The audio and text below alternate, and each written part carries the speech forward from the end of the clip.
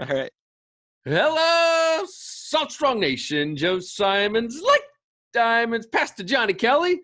Not only are you Hey, looking good in the hat, but you have a Pastor Johnny t-shirt on, I noticed.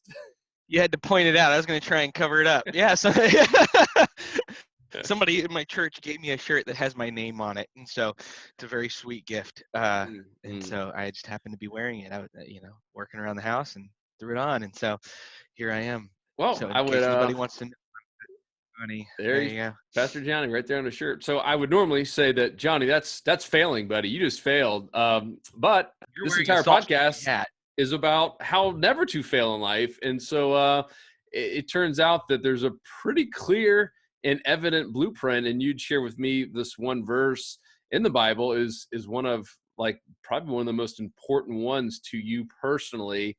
And we It talked is. about it a little bit Yeah. offline. It really is. It's kind of a blueprint, a pretty short and simple one on how to never fail in life and never how to never feel like a failure. So you got a story behind Yeah. it? Yeah, it's funny, like it's a blueprint to like never fail, or in the Christian terms, to never sin, to never mess up, to never fall. And let's be really honest, like we all screw up and we mess up. Like the Bible's full of everybody in the Bible was a screw up. They were a mess up. Like one of my favorite Bible characters, is Samson. I love, because he looks like me. Uh, but I love Samson, but like he did crazy stuff. Peter, cut the ear off of a soldier we're standing in front of Jesus. Samson once fought the enemy by catching a bunch of foxes and throwing them at the enemy. Like he did all these crazy things. I remember like because we all screw up. And, so often people look at like me as a pastor and they'll think that I don't make those kind of mistakes. But um, I remember like being like, this is a funny story. I was like, I was probably like 19, 20 years old. And I'm driving down the road, and I had at the time, I was in a rock and roll band, and I'm driving down the road with one of the guys from the band, and I'm in my 1986 Honda Civic that had a burnt out clutch. Like it took me a mile to get up to 40 miles an hour, or else it would just slip out of gear. It was horrible. And we're driving through like somewhere in the back area of like North Tampa, Lutz, Wesley Chapel, somewhere up there, late at night. And you ever just do something dumb and you don't even know why you do it? Like you make a mistake. And I did that. And I was driving along, and I had a big gulp that I had finished drinking. It was full of ice, and the car's driving the other direction. I just like whipped all this ice at this car for no reason, absolutely no reason. And my friends in the passenger seat starts laughing, and we start driving. All of a sudden, we see the lights turn around, and this guy come flying up on me. And he was driving like a 1960s muscle car that was just mint, and I just whipped ice at it. Oh no. And like this guy comes flying around, pulls in front of me, stops his car, gets out of his car, and like a mountain of a man gets out of this car. I mean, this guy's like Jason Momoa, like gets out, just like starts walking towards me, and it was totally my fault. And uh, you know, I luckily I got away. I felt bad. I did the wrong thing. I Wait, screwed what do you up. mean you got away? You like you we got to hear the rest of I the story. I put it in reverse in the middle of a road. He had pulled in front of me on a road they were doing construction on, so it had barriers on both sides, and he stopped. So I couldn't go forward at all. So I put it in reverse, and I'm flying backwards, and I turn around and I start going the other way. He jumps in his car, comes flying around to get me, and he is just hauling, trying to catch up to me. And right before he catches up to me, we come up to a stoplight, and it's red. And so I just pull into the other lane. He's coming right up like he's going to hit me. I just pull into the next lane and stop at the stoplight. And he doesn't have time. He just blows through the stoplight, and a cop pulled out and pulled him over. No way. uh, if you're listening to this, I apologize. I am so sorry. I was a dumb kid. It was 20 years ago. But we all make mistakes. Like we all do dumb stuff, and so often we sort of let ourselves, I think, off the hook. God will forgive me. This is just what people do. Everybody makes, and everybody does make mistakes. Everybody does. I get it. Um, But there was always a verse in the Bible that sort of messed with my head, and it's in the Bible in 1 Peter chapter 1. It says, "Be holy as I am holy." And other ones say, "Be perfect like I am perfect. Be righteous like I'm righteous. Like be like me. Like be like God." And and God's level of holy and righteous, I mean, those are perfect. And so God telling us to be perfect like He is perfect, and the fact is that so often we look at that and we go, well, it's just just a saying, or just this. But actually, if we jump just the next book of the Bible, the Second Peter, it lays out a path to do it. And this is, like you said, is literally the most important uh, part of the Bible to me. I read this a few times a week. I pray it all the time. I pray it into my life. Like I want to be a better. I don't. I want to be a better person. I don't want to make dumb mistakes anymore. I want to learn from the mistakes I've made, and then beyond that, I just want to be better. I want to be a better in every way, shape, or form. I want to be a better Christian. I want to be a better pastor. I want to be a better father to my kids, a better husband to my wife. I want to be better. I mean, it's the reason why I joined Salt Strong, and years ago. Anyways, I wanted to be a better fisherman. Like I wanted to be better at things. Um, and it really lays out a path to do it. And the first time I read it, it sort of caught me off guard. Like I was like, okay, it's just a bunch of words. But then I started thinking about it, and it breaks down so easy. Um, Easy as far as steps go. Obviously, there's work to be done there, but why don't I just read it to you? Yeah, So yeah. this is from 2 Peter chapter 1, verse 3 through 11. It says, "For this," and I'll read it to you and then I'll explain it because it might not make easy explanation. So, "For this very reason, make every effort to add to your faith goodness, and to goodness knowledge, and to knowledge self-control, and to self-control perseverance, and to perseverance godliness, and to godliness brotherly kindness, and to brotherly kindness love. For if you possess these qualities in increasing measure, they will keep you from being ineffective and unproductive in your knowledge of our Lord Jesus Christ. But whoever does not have them is nearsighted and blind, forgetting that they have been cleansed from their past sins." And it says, "Therefore, my brothers and sisters, make every effort to confirm your calling election. For if you do these things, you will never stumble, and you will receive a rich welcome into the eternal kingdom of our Lord and Savior Jesus Christ." And that was the verse that really caught me off. Like, if I do these things, I will never stumble. And I went, wait a minute, I need to reread what those things were because I didn't catch it. And so the explanation is, I'm going to walk you through it real quick. It won't take long, I promise. It is this. So we heard that list: faith, to goodness, to knowledge, to self-control, to perseverance, to godliness, to brotherly kindness, and to love. So let's go through those because it walks through in order that makes sense.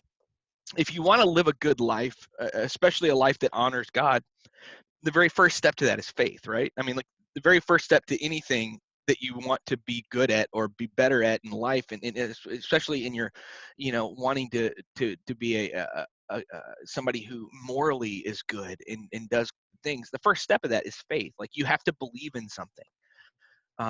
If you don't believe in anything, then there's no reason to be good.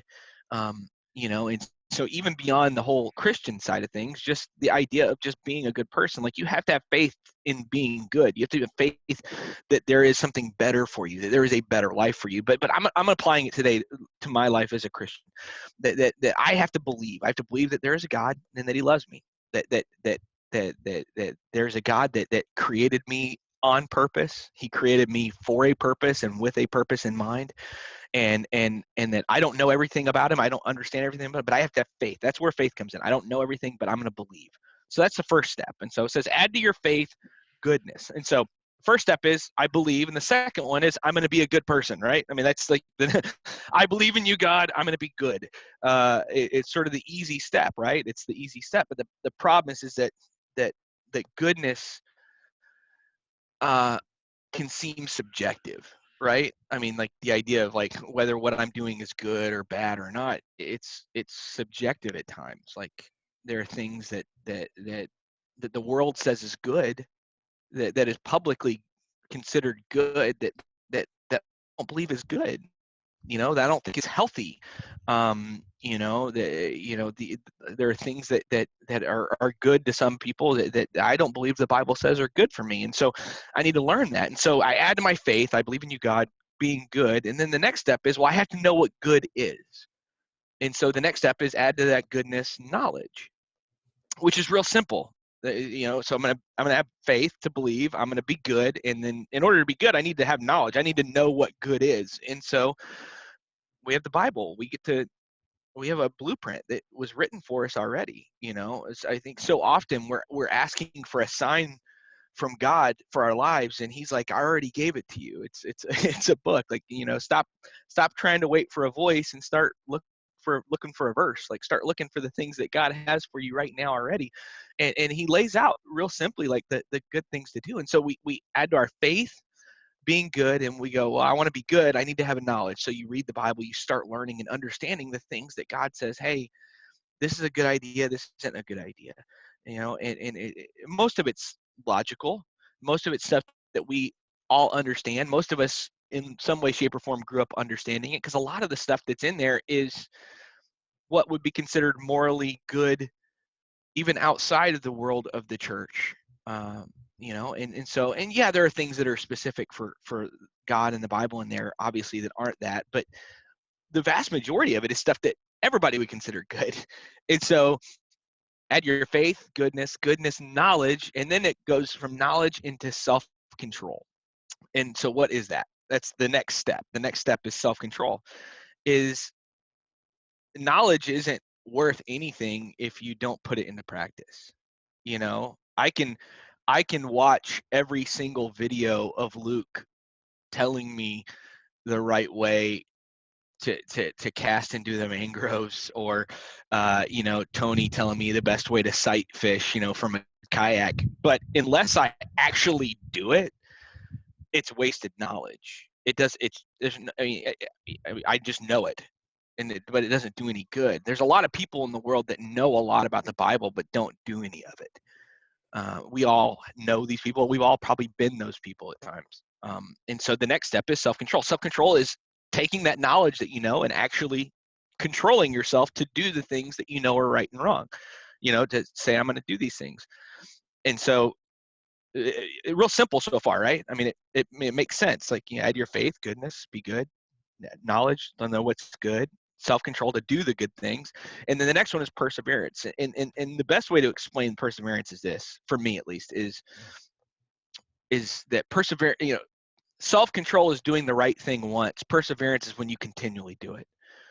When you don't make it a one-time thing, but when you say, I'm going to continually do the right thing over and over again. So I've got the knowledge, I'm controlling myself, but I'm going to continue to do it. And when you do that, you're persevering. You're doing the right things over and over again. And the coolest thing then is the very next one, which is godliness, which is becoming more like God. Not that you are a God, but you become more like Him because you're acting more like Him, because you're doing the things that He says are right. You're not doing the things He says are wrong, and you're continually doing. You're persevering, and so you've all of a sudden made this move internally to godliness, and meaning you're going to look more and more like Him. You're going to act more and more like Him. You're becoming more and more in His image. And then we step right from that into the very next one, which is, so it goes from faith, goodness, knowledge, self-control, perseverance, godliness, and then it goes into the last two, which is brotherly kindness and love. And this is where it's really cool, that I believe, is that when we make, and I think this is obvious in anybody's life in any way, when we make an internal change, all those other ones were internal. Like, I'm going to have faith. I'm going to be good. I'm going to learn about it. I'm going to put those things into practice. And that's going to make me more like God. And then all of a sudden, when you start doing all these internal things, that internal change starts showing on the external. And all of a sudden you have brotherly kindness and love. All of a sudden you're exhibiting outside of yourself the characteristics that God has. And it's such a cool thing to see that when we don't, and it's not, and I don't believe this verse is saying that if you don't do all of these things, you're evil. That's not what it's saying. It's saying that when you leave these steps out, that it says right there, but if you don't do these things, then you're nearsighted and blind. You've forgotten what God did for you already, that He already forgave you for the things you did wrong. He already did it. It's already done. He's just waiting for you to forgive yourself, to grab a hold of that forgiveness he's already given you. And so for me, it is one of the coolest steps. And so for me, it's these are verses that I pray all the time. I read these things all the time, and I ask God every day. I go, God, where do I need work? Do I need more knowledge today? Maybe I need to be a little better at persevering. I have a good knowledge, a good understanding. I can control myself, but I've had a hard time continually doing it. Maybe I need to show more love and brotherly kindness to people around me, being kind. I mean, I think that's a big one for us because we live in a society that loves to be unkind. Don't believe me? Just look at the comment sections to some of these videos. It's just trying to be not kind, and we. And the cool thing is that for me, I get to look through this real simple list, like faith, goodness, knowledge, self-control, perseverance, godliness, brotherly kindness, love. And those are real simple once you know what they mean. Like, okay, do I need more faith today? Am I struggling in believing you right now? Do I need to just work at being good again? Or maybe I'm all the way down at the love part, man. I'm not showing love to people the way I should. I'm not showing it. It's so I love that love is last there, because love is the final goal. I mean, is the goal. Without it, life dies. I mean, everybody understands this. I mean, we understand that without that love, it, there is nothing worth living for. That love is the biggest part of that. And I'm not talking about like romantic love. I'm just like love for people, love from people. Um, and I don't want to make the mistake of people thinking that I'm saying that if that God doesn't love you if you mess up. I'm not saying that at all. And I'm not even saying that it's possible that you never make a mistake.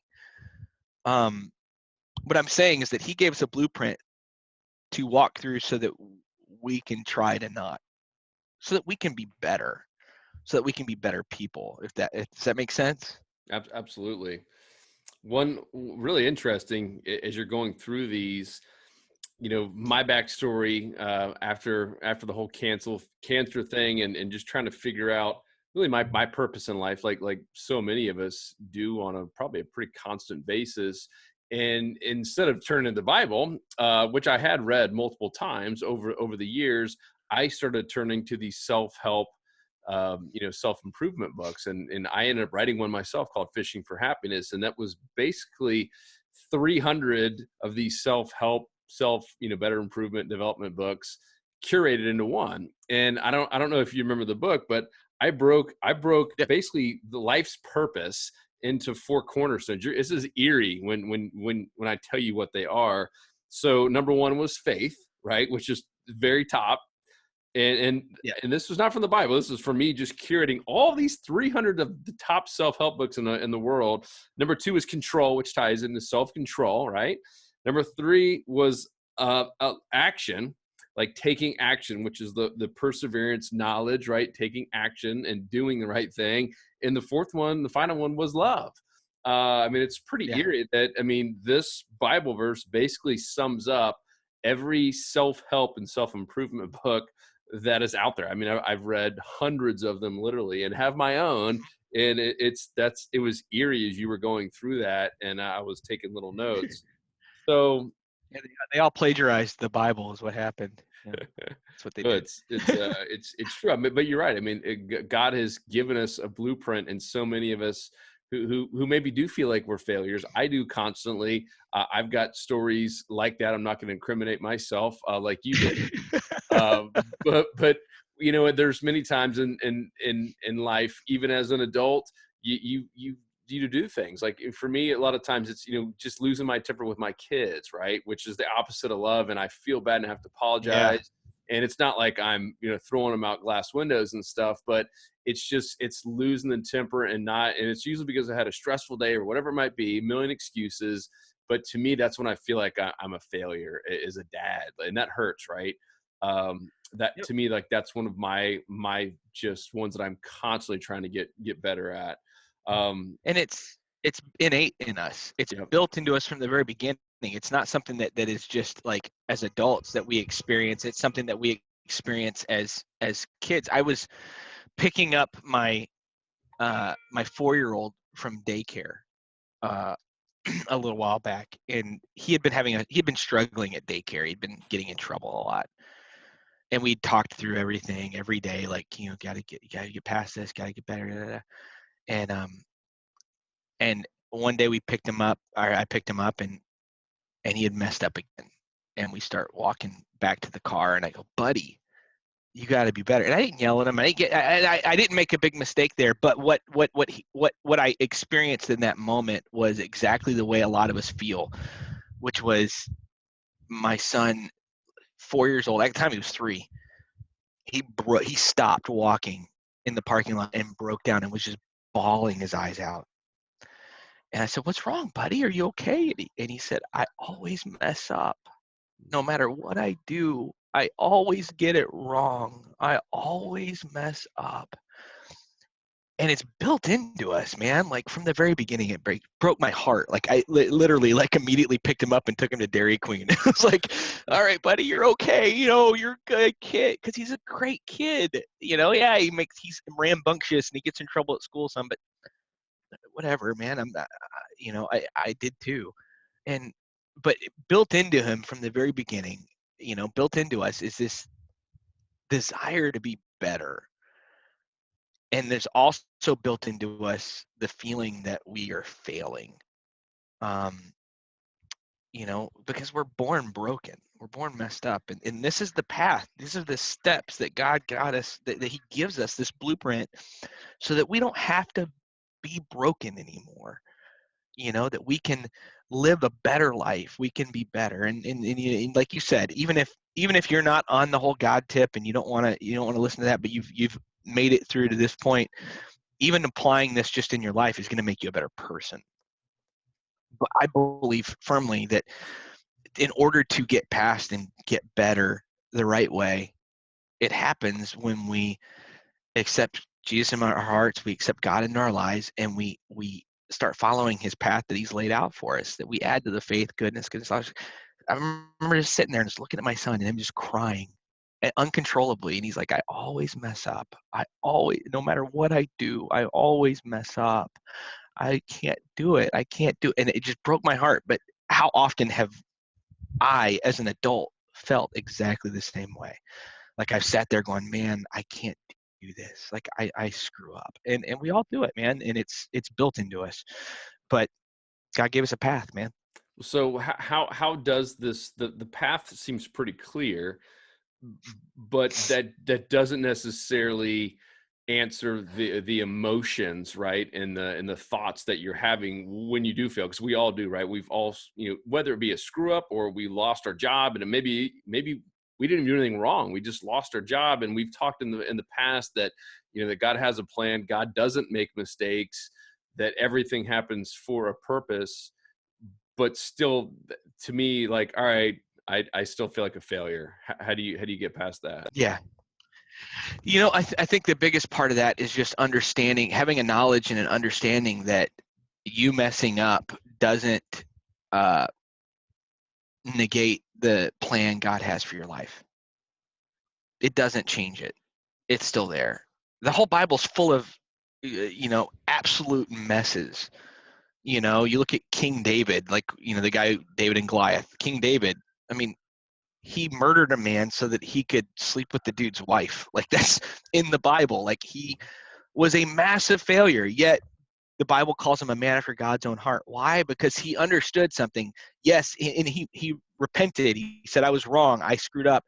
And he did, and he took the punishment that he had to for that action. But he also understood something, that just because you fail doesn't negate your life. That I think for my son Linus, he felt in that moment that failure negated him as a person.